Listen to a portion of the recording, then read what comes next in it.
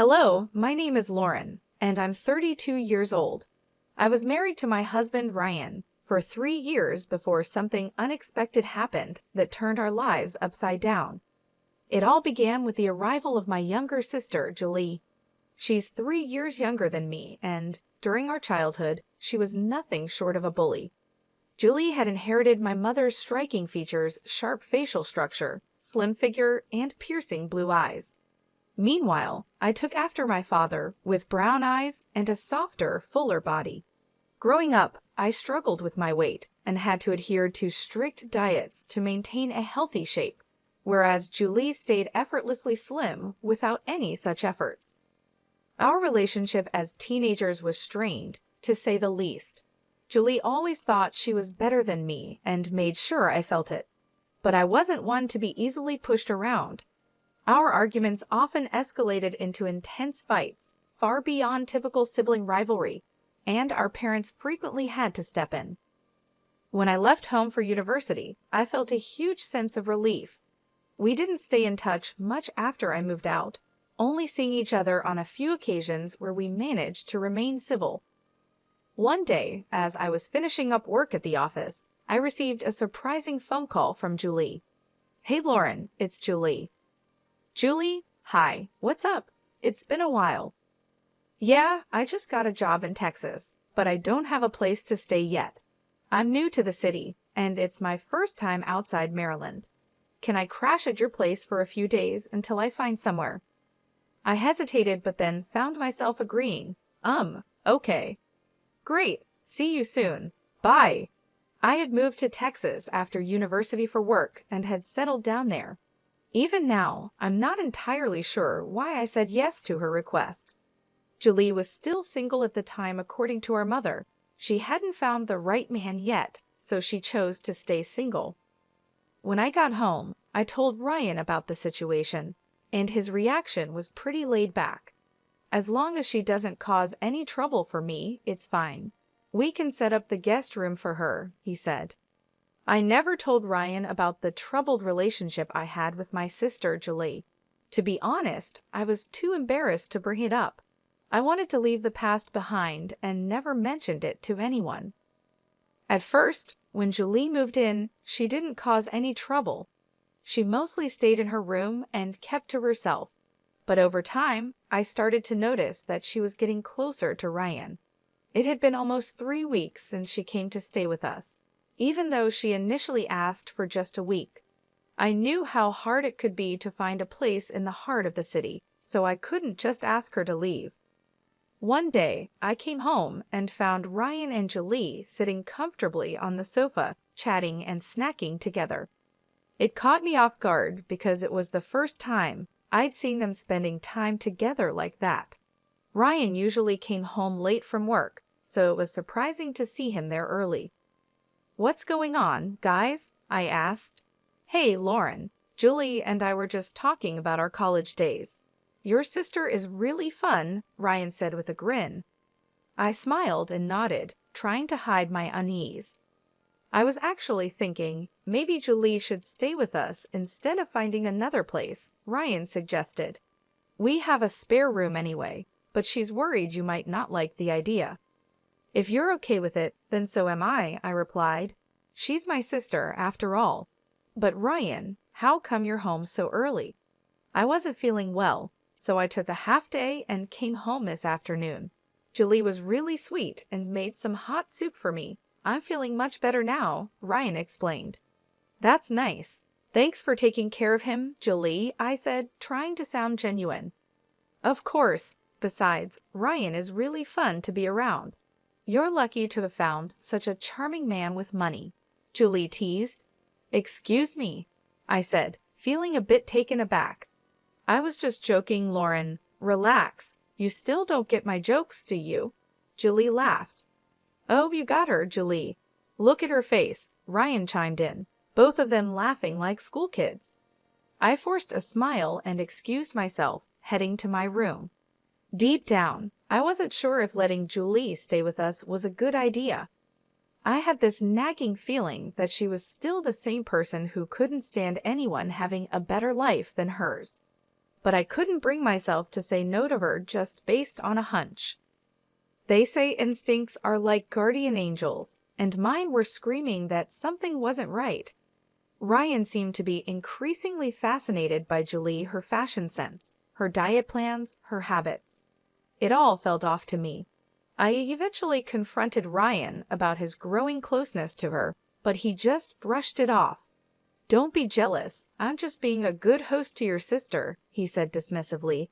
But my instincts told me there was more to it than that, and I couldn't shake the feeling that trouble was brewing. I started to notice a change in Ryan's behavior over time. He became irritable at the smallest things and never missed a chance to criticize me, whether it was about my fashion choices, eating habits, or anything else.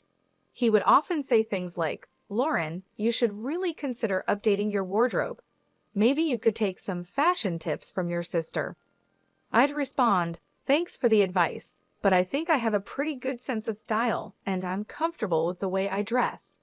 But he'd snap back, "You're just jealous of Julie, aren't you? She's only 3 years younger than you, but she looks so much more youthful and attractive. Looks like you're too fascinated by my sister, aren't you?" I'd reply, feeling the sting of his words. "Damn, I think I married the wrong sister," he once joked, but there was an edge to his voice that made it clear it wasn't just humor. I shot him a look of frustration, but he just shrugged it off. "Come on, I was just kidding. Relax, honey." His so-called humor felt like a constant jab, and it didn't take long for Julie to join in. Together, they made me feel like an outsider in my own home. The situation escalated 2 weekends when I was getting ready for an office party. I chose to wear a red gown that I thought looked stunning. "Wow, that's a beautiful red dress," Ryan remarked. "It would look absolutely fabulous on you, Julie." His words hit me like a punch to the gut. Julie, lounging on the sofa, smirked and added, "Lauren's just wasting her money on these dresses. I mean, why spend so much when you're going to look ugly no matter what you wear? I feel sorry for you, darling." I couldn't believe what I was hearing. "Are you both out of your minds? Do you even realize how hateful and cruel you sound?" Ryan dismissed my reaction, saying, "Honey, you're overreacting. I just meant you shouldn't waste money on clothes that don't suit you. You should wear something more appropriate for your age, something more comfortable." "Comfortable?" I shot back. "You're only a couple of years younger than me. Besides, it's my choice what I wear. You have no right to dictate that." Julie chimed in with a smirk. "Such a narcissist, aren't you? Ryan, how did you even fall for her? Doesn't she look older than you?" "Well, she is 3 years older than me," Ryan admitted, his tone almost teasing. "Wow, that must be why we get along so well, Ryan," Julie joked. "Don't worry, Lauren. People like us just don't get your fashion sense." They both started laughing, sharing in their twisted camaraderie. That was the last straw for me. "Enough," I shouted. "How dare you both sit in my house and gang up on me like this? How dare you speak to me with such disrespect?" Julie's expression darkened, and she shot back, "You're so insecure, Lauren. Are you seriously accusing me of trying to mess with your husband?" "Don't you dare twist my words," I warned. "I'm not like you, desperate and willing to do anything to get what I want." The tension in the room was palpable, and I knew that things would never be the same. The bitterness and betrayal had driven a wedge between us that couldn't be easily repaired. I stormed out of the house, fuming with anger and cursing myself for ever letting Julie stay with us. As I walked, I couldn't help but think of ways to get back at those two for turning my life upside down. The next day, Ryan approached me with a request that was both surprising and infuriating. "Hey, I think we should give our bedroom to Julie," he said casually. "What? Why on earth would you suggest that?" I snapped, barely able to contain my frustration. "Well, Julie's been complaining that her room is too small, the mattress is uncomfortable, and she doesn't like the fixtures in the guest bathroom," he explained. "Isn't that a bit much? We've given her a place to stay, and instead of being grateful, she's nitpicking everything. "There's no way I'm giving up our bedroom for her," I shot back. "Come on, she's a guest. We should do our best to make her comfortable," he insisted. "Technically, she's not a guest anymore since you've invited her to stay permanently. Even if she were a guest, the guest room is exactly where she should be," I responded, holding my ground. Ryan's face darkened with annoyance. "Julie was right, you're insecure and selfish," he said before storming out of the room. I was exhausted by their constant demands and mind games. My sister had always been jealous and spiteful, unable to tolerate anything good happening to me. Our bedroom was larger and more comfortable than the guest room, and it seemed like she couldn't stand that fact. I had noticed her snooping around in my room, checking out my wardrobe, but I never imagined she'd go so far as to ask Ryan to switch rooms. This incident made me rethink all the little things I'd brushed off before. Sometimes my wardrobe looked different, with clothes that had been neatly ironed now wrinkled, and my makeup items left in disarray. I became certain that Julie was sneaking into my room while I was out, but I needed solid proof before confronting her. I decided to vacuum the room thoroughly, hoping to find some evidence.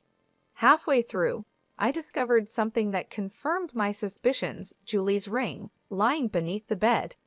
That small discovery set off a whirlwind of thoughts in my mind. Why was she sneaking into my room? Was she stealing from me? Or was there something more sinister going on? The idea that she might be having an affair with Ryan crossed my mind, and I knew I needed to confront her in front of him to gauge his reaction. Later that day, I approached her with the ring in hand. "Julie, while I was cleaning the bedroom today, I found your ring beneath my bed. Here, you might want this back," I said, watching her closely for any sign of guilt or surprise. I handed the ring to her. "Oh, thank goodness you found it. I've been looking for this for days," Julie said with a calm smile. I watched them both carefully. Ryan looked confused, while Julie remained surprisingly composed. "How exactly did your ring end up in my bedroom?" I asked, trying to keep my voice steady. "Oh, I was changing in your room, and it must have slipped off my finger and rolled under the bed. I searched for it but couldn't find it," she replied, as if it was the most natural thing in the world. I was stunned by how casually she responded. "And why were you changing in my room?" I pressed. "Oh, I used your bathroom because the water wasn't running properly in mine, so I thought it would be easier to use yours," she said, still calm. "Really? But you didn't mention anything to me." "I could have called a plumber to fix it," I said, not buying her story for a second. Before Julie could answer, Ryan cut in. "Come on, Lauren, why are you making such a big deal out of this? It's a small thing. And besides, that's why she wanted to switch rooms anyway. I'll call the plumber and get it sorted." Julie had always been a master at lying, even when we were kids. I knew she was making up this story on the spot, and I could see that Ryan, who had been confused at first, was now completely taken in by her calm demeanor and smooth lies. It was clear to me that something was going on between them, but I needed solid proof before I confronted them. Otherwise, I would just come across as paranoid. So, I decided to bide my time, swallow my anger, and gather evidence. We had lived in that apartment for years, and I had a good relationship with the security guards and the building's caretaker. The next day, I casually struck up a conversation with the guards, trying to gather information about Ryan's comings and goings. To my surprise, one of the guards told me that Ryan came home every afternoon and then left again before evening. That piece of information was the missing link I needed. I was shocked he was taking breaks from work to come home and spend time with Julie, only to return to the office as if nothing had happened. It was infuriating, but I didn't let my anger show. Instead, I began to plan my revenge on both of them. Sleeping in that bed, knowing what had been happening behind my back, made my skin crawl. But the thought of exposing my sister and my deceitful husband kept me going. I knew I had to be smart about it. I devised a plan to finally confront them. I called my parents-in-law and invited them over for lunch, telling them that Ryan had been promoted and I was throwing a surprise party to celebrate. I'd offered to pick them up the next day in the afternoon, so we could all arrive at the house together. Little did they know, this was all part of my plan to reveal the truth and take back control of my life. I considered calling my parents to witness the shocking scene that was about to unfold, but I hesitated. I was worried my mother might accidentally tip Julie off, so I decided to keep them out of the loop. The next afternoon, I called the security guard of our building. "Hi, this is Lauren from apartment 255. I can't seem to reach my husband, Ryan. Did you see him come home this afternoon?" "Yes, he just arrived a little while ago." "Do you want me to pass a message to him?" the guard replied. "No, that's okay. I'll try calling him on the landline." "Thank you," I said before hanging up. I quickly drove over to my parents-in-law's house to pick them up. "Hey, come on in," I greeted them with forced enthusiasm. "Lauren, why did you plan a surprise on a weekday?" Teresa, my mother-in-law, asked curiously. "Well, Ryan called in sick today because he wasn't feeling well, so I thought a surprise party might cheer him up. He'd love to have you both here to celebrate with him," I explained, trying to keep my voice steady. "Oh, I'm so happy for him," Teresa replied, smiling. I hurried them into the car and drove back to our apartment as quickly as I could. When we arrived, instead of ringing the doorbell, I used my keys to unlock the front door. I turned on my phone's camera and told my in-laws that I wanted to capture Ryan's reaction to the surprise. The living room was empty, but I knew exactly where to find them. I led my parents-in-law quietly toward the bedroom, motioning for them to follow me on tiptoe. When I opened the bedroom door, the sight that greeted us was exactly what I had feared. Ryan and Julie were caught in the act, frozen in shock at being discovered. Ryan's face turned red as he yelled, "You filthy pig! What are you doing here?" Calmly, I replied, "I'm not alone." I stepped aside, revealing his parents standing behind me, their faces twisted in horror. Ryan and Julie scrambled to get dressed, while Ryan desperately tried to explain. "Mom, Dad, this isn't what it looks like. I can explain, please wait." But Jason and Teresa were too disgusted to listen. They turned and left the room in shame. I followed them back to the living room, trying to hold back the tears. "Jason, Teresa, I'm so sorry you had to see that, but I didn't know any other way to expose the truth. Ryan is your son, and I knew you wouldn't believe me unless you saw it with your own eyes." Teresa shook her head, clearly struggling to process what had just happened. "I don't even know what to say. I feel so disgusted I could throw up." Just then, Ryan rushed into the living room, his voice desperate. "Mom, please let me explain. This is a misunderstanding. Both of these sisters are trying to frame me." But Jason cut him off sharply. "Shut up, Ryan. Just shut up. Don't act like you're some innocent child who can be easily tricked. We saw exactly what was happening, and there's no excuse for it." Ryan stood there, speechless as the weight of his actions settled in, and I knew that our lives would never be the same. "I can't stand to look at you, Ryan. We're leaving. Don't you dare contact us ever again, you disgust us," Teresa said with a tone of finality. As soon as Jason and Teresa walked out the door, Ryan and Julie turned their anger on me. "You ugly, selfish woman. Always playing the victim," Julie sneered. "You've been like this your whole life. I stayed at your house, and instead of being grateful, you accuse me of sleeping with your husband?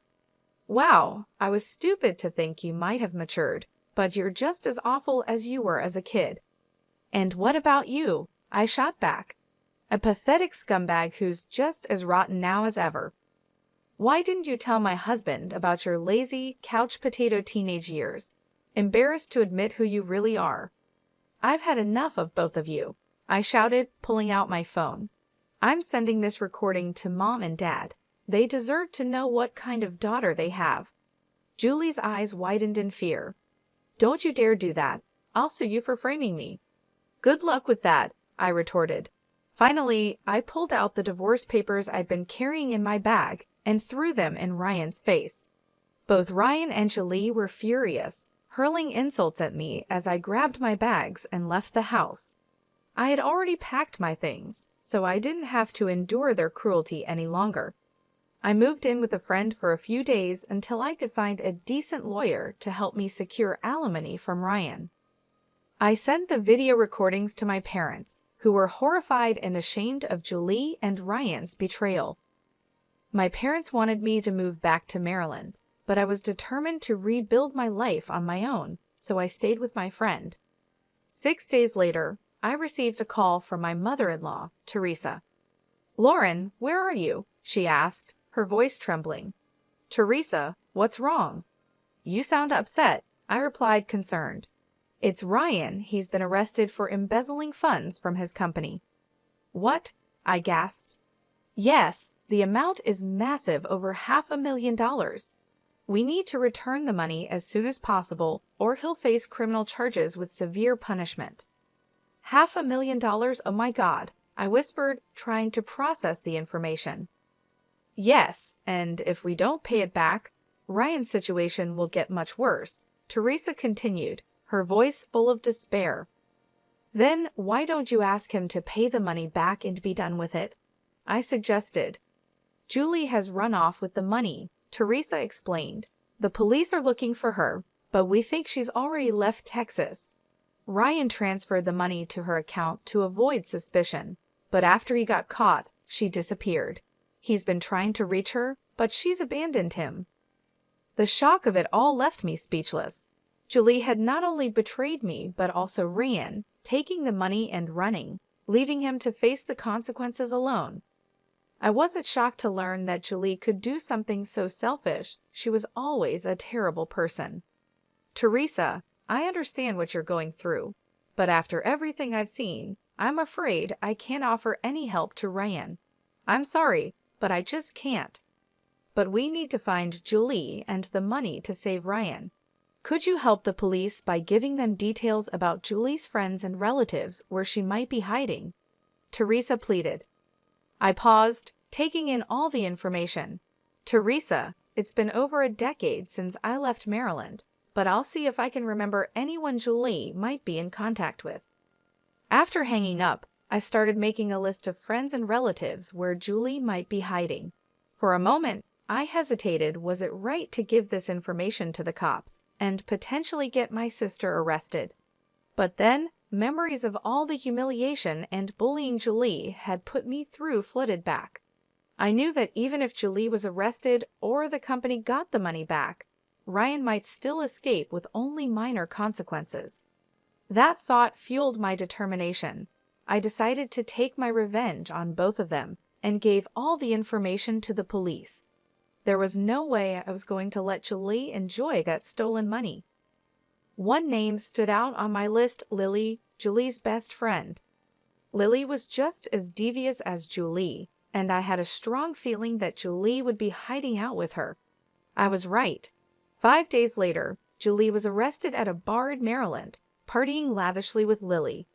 The police investigation also uncovered that Lily was deeply involved in the money laundering scheme. It turned out that Julie and Lily had been embezzling funds from companies for quite some time. Ryan, being a newcomer to their schemes, was charged with lighter offenses and was released on bail after a few months. However, Julie and Lily faced much more severe charges. My parents, disgusted by what Julie had done, refused to bail her out. While all of this was unfolding, I filed for divorce and alimony from Ryan and Julie. Since both were in jail, they had to pay the alimony from their savings. When Ryan was finally released, he struggled to find a decent job due to his criminal record. He ended up losing all his savings to the divorce and court cases, and eventually had to take up an odd job just to get by. As for Julie, she remains in jail, rotting away with her evil friend Lily. Sometimes, revenge can be incredibly satisfying.